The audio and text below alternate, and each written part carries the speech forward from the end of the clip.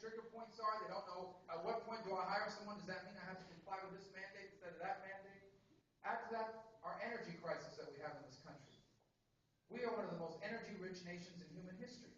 And yet every single day we take more and more of our resources off the table. Meanwhile, our competitors all over the world, there isn't a resource they won't use.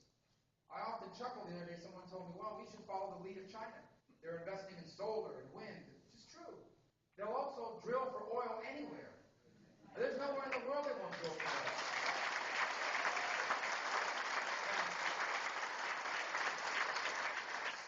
They're building nuclear plants at an unprecedented rate. These guys aren't playing around. Neither is India. Neither is Brazil.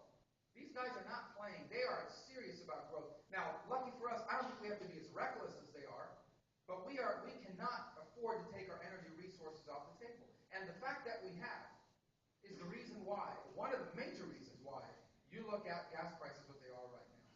And if you don't think that gas prices are impacting the ability to grow our economy, talk to anyone who has a transportation need in their business. Every time those gas prices get higher, the cost of shipping gets higher. On everything from food to materials to services. And it impacts and it gets passed through the entire economy. So not only are you paying your own gasoline bill, you're paying the gasoline bill at a grocery store, at a retail store, and everywhere you go, you're paying for someone else's gasoline bill as well, because businesses have to pass that through as a cost. Ultimately, it hurts job creation. People are afraid to invest in an economy that is destined for higher taxes, higher interest rates, has a complicated tax code, has burdensome regulations, has a healthcare law that no one fully understands how it's going to impact people, and has high energy costs. I mean, America's a big, powerful country with a promising future, but that's a lot of strikes to overcome. So this is what we're facing. These are facts. The fact of the matter is we cannot continue to do things the way we're doing them now. Now, I welcome a debate. I think America needs to have an honest and serious debate about how to confront these issues that our nation is facing. Because they're not going to go away on their own. They're not just going to vanish overnight. Facts are the facts. The fact is that, for example, there's a lot of talk these days about Medicare. And some people like this plan, some people don't like that other plan. Here's the bottom line. Medicare goes bankrupt in 9 years. That's a fact. And anyone would like to pick up the phone and call I'll give you the number of the Medicare actuaries, and they'll tell you in 9 years Medicare goes bankrupt. So anyone who's for doing nothing on Medicare is in favor of bankruptcy for Medicare. Social Security goes insolvent a little bit later after that, but it does. These has to be dealt with. My mom is on Medicare. I don't want Medicare to go bankrupt. I don't want her benefits to ever be reduced or impacted. And they shouldn't be. They don't have to be. If we deal with it, if we face it, if we confront it. This is what we're facing as a country. Now, why I say all this to you is because we're facing some pretty serious issues here. In a few weeks, there's going to be a debate about this debt limit. You've heard a lot about it. The debt limit basically is a law that says you're not allowed to borrow more than X amount. Right now, the debt limit says we're not allowed to borrow more than $14.3 trillion. Well, we're going to reach that number before the end of June. So the Treasury Department says, look, we need to go borrow more money. I said, well, why do you need to borrow more money? And they said, well, we need to borrow more money because we don't have enough money to make the interest payments on the debt we already owe. So we need to go borrow money to make interest payments. So basically the equivalent of you saying, I can't afford to pay the interest on my mortgage, so I need to go out and take a second mortgage just to pay the interest. That's what they're saying. And I'm saying, well, this is pretty bad. What's got us to this point? The answer is, well, we've been spending $1 trillion more than we take in, and it's getting worse, and it's only growing faster. And I said, well, what's our solution for it? He says, oh, we don't have a plan to deal with this. Well, that's what we're facing. And so to simply go in there and raise the debt limit without doing something serious about putting this country on a sustainable path, I think would be catastrophic. And so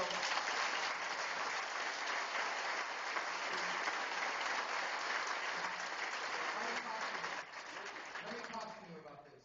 There is no magic bullet. I know we all want there to be a magic bullet. What's the one law we can pass? What's the one thing we can do? When you have a $14 trillion debt, there ain't one thing you can do. You got to do a lot of things. You can't get out of this debt in 1 year, one budget, one president even. But you can start. What we need to do is show the world, show our bondholders, show the markets, show the people that invest and grow businesses and start existing businesses. What we need to show them is, look, we have a plan.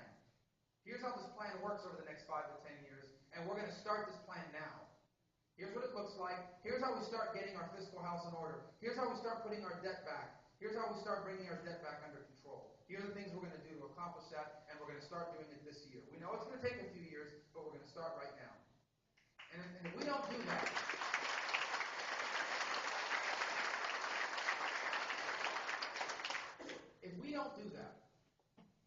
we don't know when this debt crisis is going to hit, but the debt crisis will hit.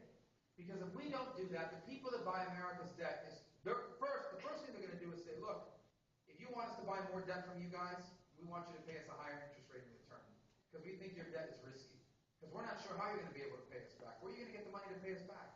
So you're going to have to pay us higher interest rates. Well, higher interest rates means we're going to have to borrow more money to pay the interest, which makes the debt even worse. It also means higher interest for everything from your car loan to your credit card to your mortgage. That doesn't help economic growth. And then eventually what it means is people may say, look, you know what, we're not buying any more American debt. Because we don't think they can afford to pay us back. Where are they going to get $22 trillion in the next 10 years? Where are they going to get the money to make the payments on this debt? And that's even worse. These kinds of debt crises, they don't announce themselves. They just happen. They happen really quickly because it's all psychologically based. So it is critical for our country's future that in this debate that's about to happen, we make some serious efforts, some serious steps towards solving this problem and beginning to implement a plan to bring the spending patterns under control. And I think that's the most important debate we're going to face here over the next few weeks. There's a lot of noise in politics. There's a lot of screaming, a lot of activism, and largely it's because of this. And it's pretty sad, to be honest with you. There are a lot of people in Washington who honestly believe that their political future is more important than our country's future.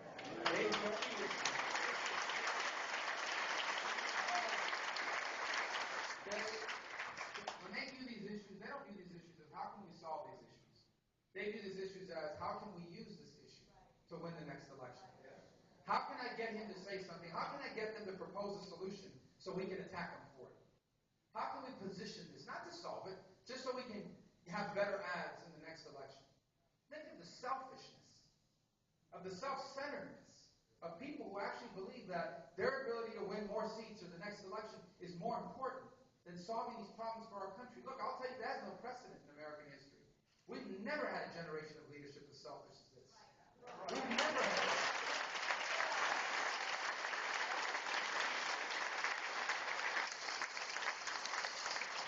We've never had a generation of American leadership that has so blatantly said, look, let our kids solve their own problems. All that matters is the next 10 years or 5 years or even worse, the next elections. And that's what they're doing. Every single day, I ask them, what's wrong with these people? These issues are moving fast on us now. They're real. And they don't seem to be serious about solving them. We have never had a generation of American leadership willing to allow their children to inherit their problems. And that's what we have, and that has to end. So I can't end that by myself, of course. That's why elections matter, and that's why your support is important. But I hope that from the process of these town halls and these meetings that we're having, we'll begin the process of doing that in a serious way. So other than that, things are going real well.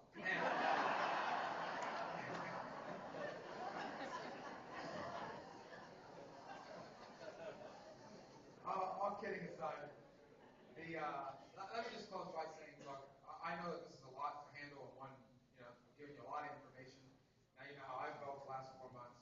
I wish, but I think there's real opportunity here. I really do. I mean, we should all take a deep breath and realize that, a lot of hoopla about China, and yes, they're growing very fast. With all that being said, even today, with all the challenges we face, our economy is 3 times the size of theirs. And they have 1 billion more people than we do. And the difference is that here you can actually go on the internet and search for anything you want. In China, if you do that, you can go to jail. So, I would still rather be us than anybody else.